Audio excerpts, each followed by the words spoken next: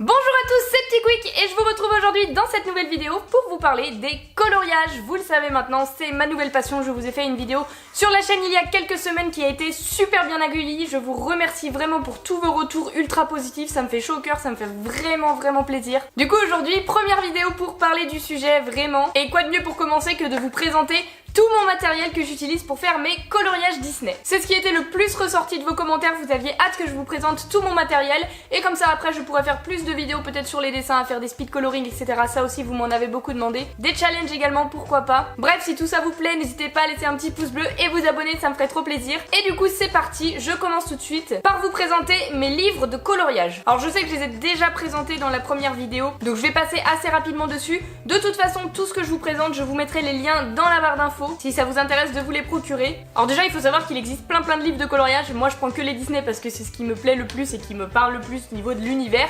Et il y a plein de types de coloriage même dans Disney, des coloriages où on a un dessin avec des traits noirs, c'est à nous de le remplir comme on veut. Mais moi ma catégorie de dessin préférée, de coloriage préféré, c'est les coloriages mystères, voilà, coloriage mystère. Et ça c'est les grands classiques, le tome 1, il en existe 3, je vous montre les deux autres juste après. Et c'est vraiment ce que je préfère, le principe est plutôt simple. Une double page vide, voilà ce que ça donne en gros. C'est des coloriages mystères, c'est-à-dire qu'on ne voit pas du tout le dessin avant de le colorier, on sait pas du tout ce que ça va être. Et ici on a des numéros et des couleurs, il suffit de colorier toutes les cases avec portant ce numéro là, de cette couleur là, etc. etc. Et au final ça fait apparaître un dessin comme là. Bianca juste ici, voilà ce que ça fait. Et ça c'est vraiment mes coloriages préférés. Parce que ça fait un rendu ultra stylé. Bon, celui-là n'était pas terminé. Ça fait un rendu ultra stylé sans être forcément doué en coloriage. Bon, lui, il a eu un petit problème technique, mais Lilo, elle va très bien. Donc voilà, vous avez un petit aperçu des réalisations que j'ai pu faire avec Ilona. Coucou Ilo, si tu passes par là. Et franchement, je trouve le rendu plutôt sympathique. Bon, vous voyez que j'ai des petites galères comme ça avec, par exemple, Simba, là, qui fait très orange, puisque je l'avais colorié au feutre et que je n'avais pas la bonne teinte.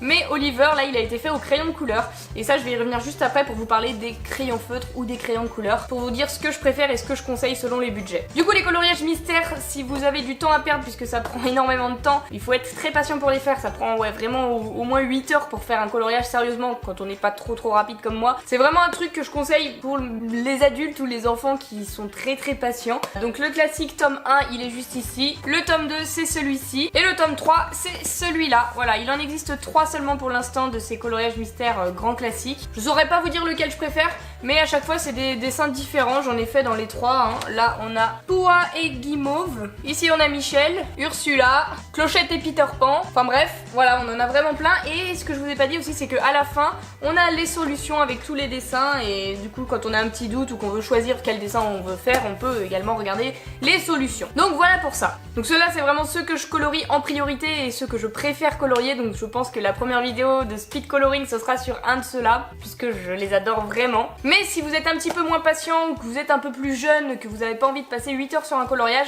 j'en avais déjà parlé la dernière fois, mais on a les coloriages mystères qui sont un peu plus faciles. Il en existe plein avec plein de dessins différents et c'est le même principe mais beaucoup plus facile, et sauf que là on distingue quand même les coloriages, les dessins avant de les avoir faits.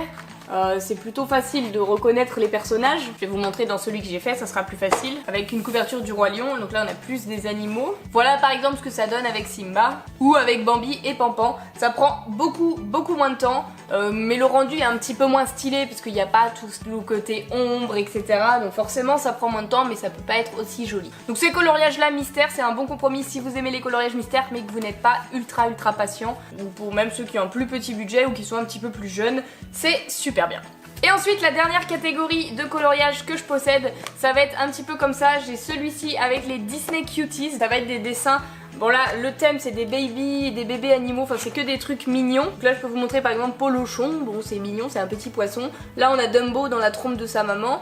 Et enfin bref, plein d'autres trucs comme ça. Là par exemple on a un dalmatien. Et ce qui est très stylé avec ces coloriages, c'est que c'est un petit peu, vous faites à votre guise. Mais c'est pas vraiment un truc classique où on a besoin de respecter des couleurs ou je ne sais quoi. Puisque là vous voyez, il y a plein de motifs à l'intérieur des personnages. Là du chiot, on en a plein de petits motifs différents. Ce qui permet de laisser libre cours à notre imagination si je puis dire. Et faire un truc comme bon nous semble. Par exemple là j'avais commencé un petit oiseau, j'ai tenté un espèce de dégradé un peu bizarre.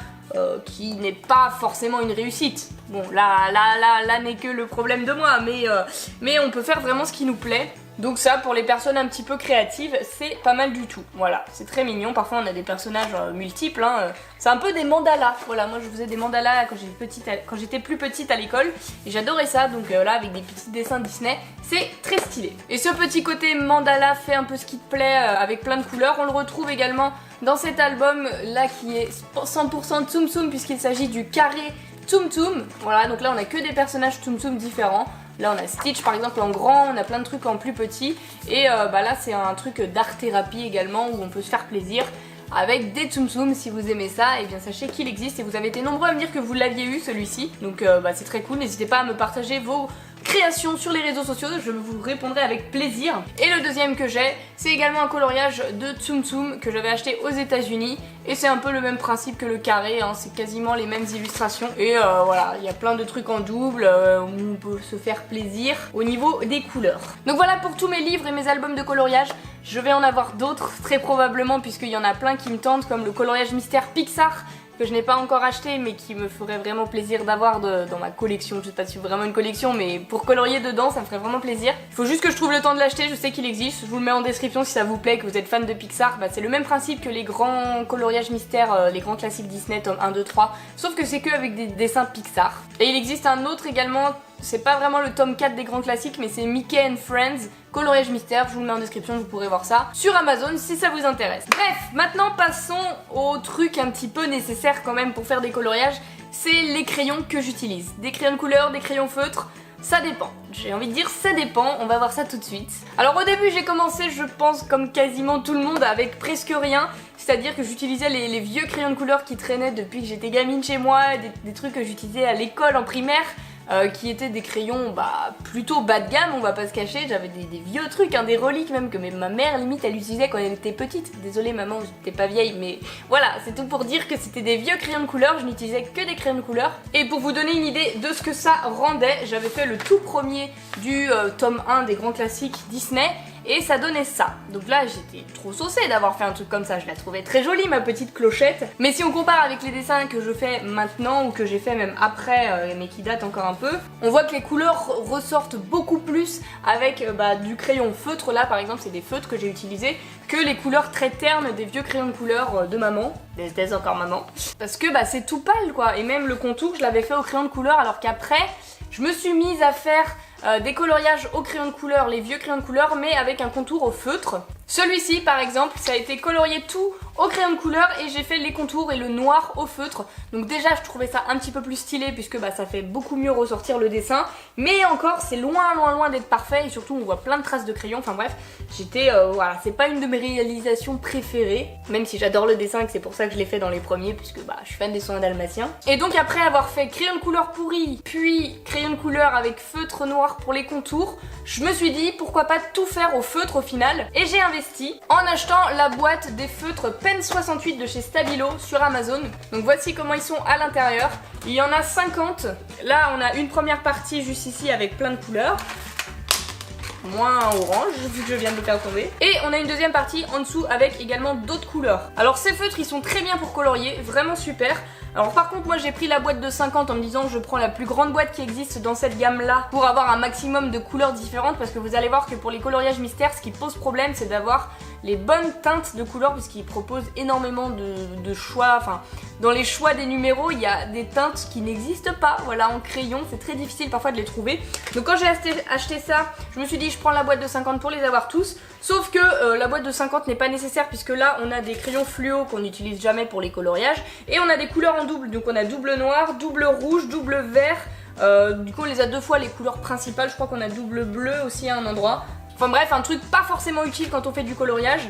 Donc si vous voulez vous lancer en faisant des coloriages au feutre en commençant avec un budget assez abordable, je sais plus combien ça coûte mais c'était pas excessivement cher, prenez seulement la boîte de 40 je crois ou 45, enfin bref celle qui a une quarantaine de feutres à l'intérieur, c'est amplement suffisant et vous allez pouvoir faire quelques coloriages avec ça. Je vais vous montrer ce que j'ai fait avec ces premiers feutres. Toujours dans le tome 1 d'ailleurs, le mouchou que je vous montrais juste avant, il a été fait 100% avec ses feutres. Voilà, c'était fait que au feutre Pen 68. Là encore ça allait puisque je n'ai pas trop galéré à trouver mes teintes. J'ai fait celui-ci, donc là j'avais des couleurs qui correspondaient assez bien. Donc ça j'étais plutôt contente, mais c'est vrai que il y avait plein de coloriages que j'avais envie de commencer. Je regardais les petites couleurs en bas et je me disais eh ben non, c'est pas possible que tu le fasses, tu peux pas puisque il te manque au moins une couleur.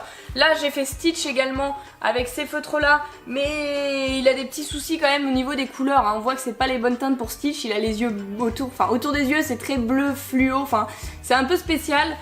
C'était pas exactement les bonnes teintes, bref. Donc c'est bien pour commencer, mais c'est pas suffisant. Si vous voulez faire tous les coloriages avec ça, c'est 100% impossible. Donc ça m'a très vite saoulée. Et en plus, ce que je reproche avec le coloriage au feutre, c'est qu'on voit les traces de crayon.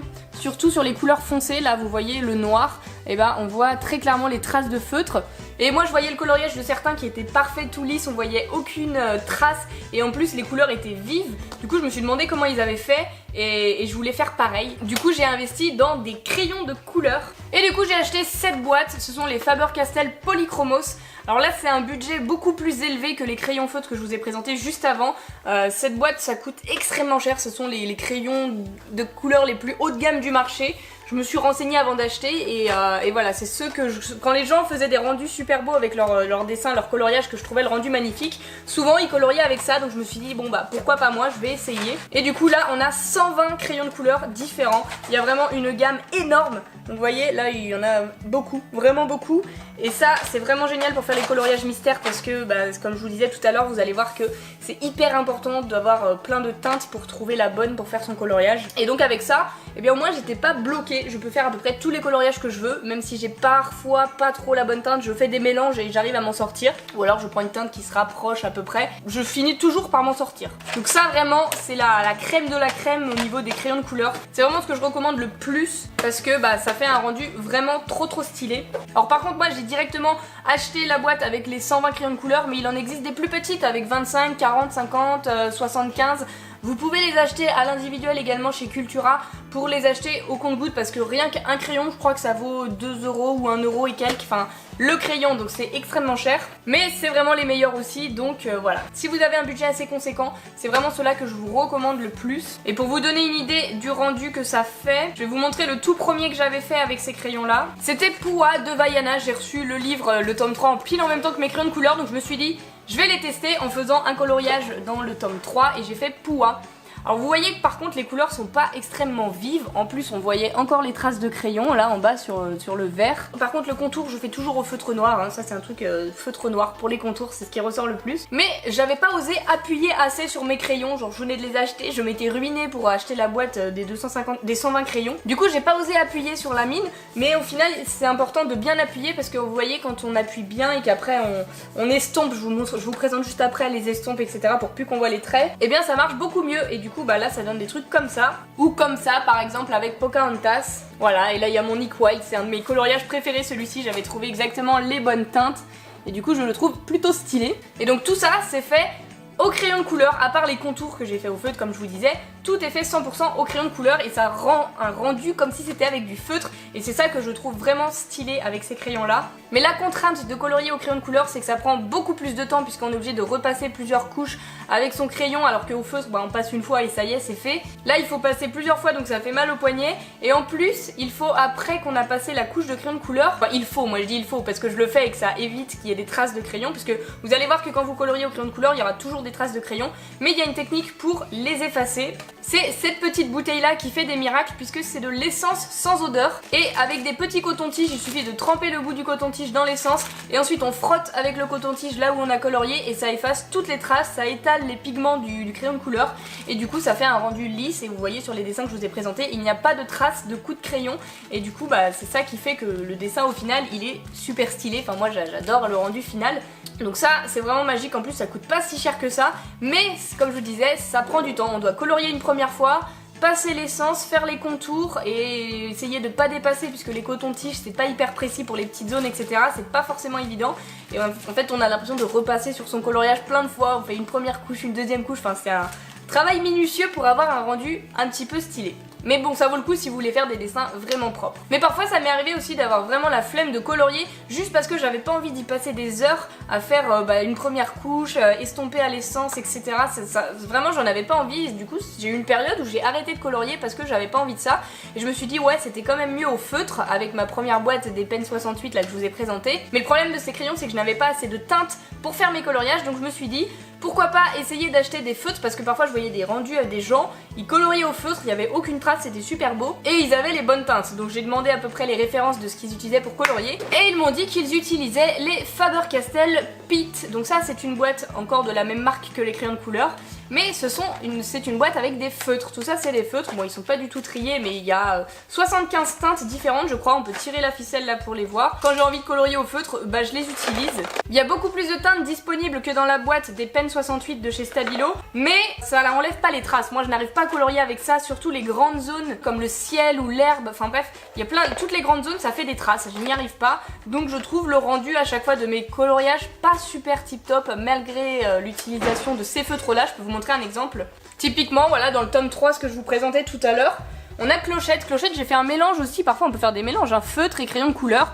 Les teintes que j'avais en feutre, et je les utilisais, et les teintes que j'avais en crayon de couleur, que j'avais pas en feutre, je les faisais en crayon de couleur. Mais vous voyez le fond là, regardez le fond comme il est sale, parce qu'on voit toutes les traces des coups de crayon, et c'est pas super propre, alors que là j'ai fait au crayon de couleur et on voit un peu moins les traces, parce que là on voit même dans ses jambes etc, il y a des nuances bizarres, parce qu'on voit les coups de crayon. Et Peter Pan à côté, lui je l'ai fait au crayon de couleur le fond, donc on voit un peu moins les traces, bien que ce soit pas parfait, quand on regarde de près c'est loin d'être parfait, mais je trouve ça quand même plus propre que le fond de gris là de chez Clochette.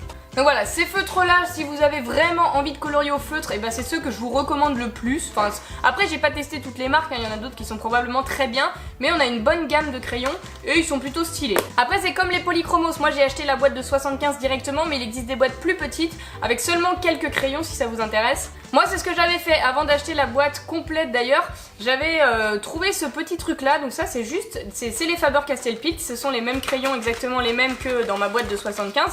Sauf que c'est pour les couleurs de peau, donc c'est des variantes de beige, de marron, de jaune, pour faire les peaux des personnages, et ça c'est hyper important parce que vous allez voir que dans les boîtes de crayons de couleur c'est pas forcément évident de trouver les teintes beige, et même dans la boîte de Pen 68 il n'y a aucune couleur beige, donc quand j'ai acheté ma boîte de Pen 68 j'ai acheté ça avec pour pouvoir faire les personnages, les humains, voilà, pour pouvoir faire leur couleur de peau, et ça m'a permis de faire pas mal de crayons, de coloriage avec ça, sans acheter la boîte de 75 directement. Donc voilà, je vous ai présenté les albums et les crayons que j'utilise pour colorier. Maintenant les petites babioles que j'utilise à côté, je vous ai dit que les contours je les faisais au feutre, j'utilise les Papermate noirs tout simple. Vous les trouverez chez Leclerc, Auchan, dans les grandes surfaces, on les trouve très facilement, ils s'achètent par boîte de 5 je crois ou 6, enfin bref. On les trouve assez facilement, c'est pas très cher et ça marche très bien pour faire les contours. Ils s'épuisent assez vite, mais bon, c'est pas un énorme budget donc on peut en racheter assez souvent. Après, n'importe quel feutre noir fera l'affaire. Et pour mes polychromos, j'utilise le taille crayon Faber-Castell qui est fait pour ça en fait. Il y a deux réserves, on les met dedans, voilà, on taille. C'est un taille crayon classique, mais fait pour les polychromos, donc fait pour. C'est la même marque, donc j'imagine que ça évite d'abîmer des crayons qui coûtent aussi cher. Ça fend moins le cœur d'utiliser un taille crayon qui coûte 3 € mais qui est quand même plus haut de gamme que le vieux taille crayon tout pourri qu'on avait à l'école. Voilà. Donc voilà pour ça, j'espère ne pas avoir été trop longue et ne pas vous avoir ennuyé avec tout mon baratin. Vous savez maintenant tout le matériel que j'utilise pour mes coloriages pour avoir un rendu comme je vous ai montré, puisqu'il y en a plein qui se disaient waouh comment tu fais, c'est quoi ton matériel, etc. Maintenant vous êtes au courant, je vous ai donné vite fait les petites techniques. Je peux vous donner plus de points techniques avec le peu que je sais quand je ferai une vidéo où je colorie pour vous montrer comment j'estompe par exemple. Si ça vous intéresse, dites-moi en commentaire, parce que c'est vrai que moi je savais pas non plus au début comment utiliser l'essence, les cotons-tiges, etc. C'était pas forcément évident. Mais du coup voilà, j'espère que ça vous aura plu. Si c'est le cas, eh bien n'hésitez pas à laisser un petit pouce bleu et vous abonner, ça me ferait super plaisir. Et sur ce, en attendant la prochaine vidéo, je vous fais d'énormes bisous et je vous dis à bientôt.